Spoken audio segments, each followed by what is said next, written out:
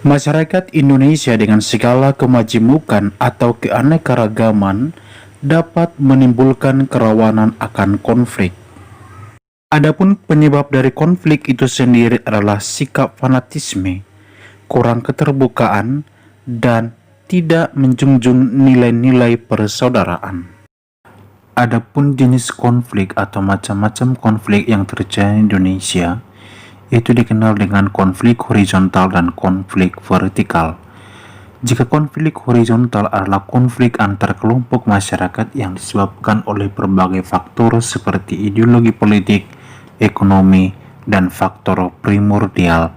Sedangkan konflik vertikal maksudnya adalah konflik antar pemerintah atau penguasa dengan warga masyarakat.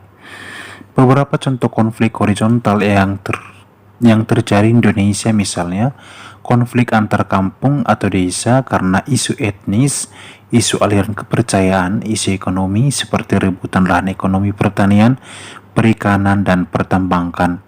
Sedangkan isu solidaritas merupakan supporter oleh olahraga, kebanggaan grup, isu ideologi dan isu sosial lainnya seperti tawuran antar anak sekolah, antar kelompok geng. Sedangkan contoh-contoh peristiwa konflik vertikal misalnya konflik ideologi untuk memisahkan diri dari wilayah Republik Indonesia seperti sekarang ini adalah OPM, Organisasi Papua Merdeka. Mereka ingin memisahkan diri dari NKRI karena beberapa faktor. Konflik yang dipicu oleh perlakuan tidak adil dari pemerintah berkaitan dengan pembagian hasil pengolahan sumber daya alam, pembangunan yang tidak merata, kebijaksanaan ekonomi yang dinilai merugikan kelompok tertentu, dampak pemekaran wilayah, dampak kebijaksanaan yang dinilai diskriminatif.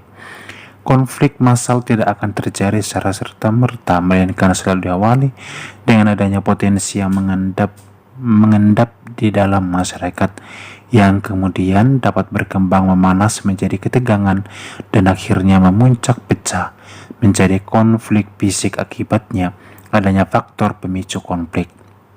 Oleh karena itu, dalam rangka penanggulangan konflik yang perlu diwaspadai bukan hanya faktor-faktor yang dapat memicu konflik, namun juga yang tidak kalah penting adalah faktor-faktor yang dapat menjadi potensi atau sumber-sumber timbulnya konflik.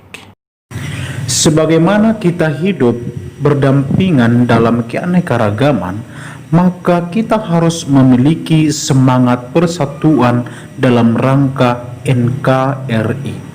Selama ini, kita tetap harus memiliki semangat Bhinneka Tunggal Ika, biar berbeda-beda namun tetap satu.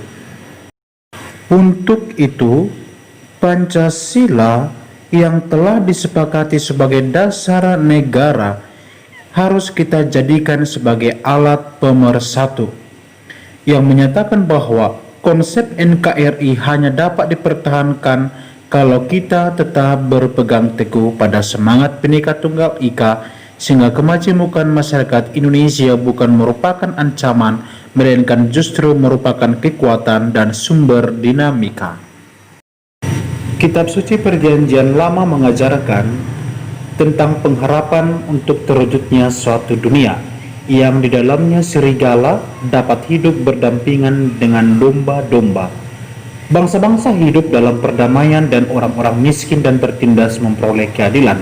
Terdapat dalam Yesaya 11 ayat 1-9. Sementara dalam Perjanjian Baru, pendamaian sebagai wujud dari kasih Allah kepada manusia. Allah tidak butuh pendamaian dari manusia, tetapi Ia mengambil prakarsa bagi pendamaian tersebut.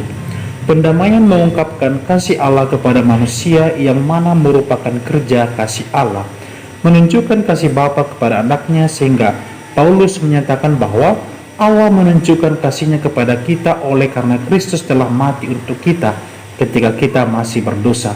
Roma 5 ayat 8. Berdasarkan ajaran kitab suci ini, gereja berupaya mewujudkan dalam persatuan di mana semua orang diajak untuk bersama-sama menciptakan perdamaian dan persatuan sebagai anak-anak Allah.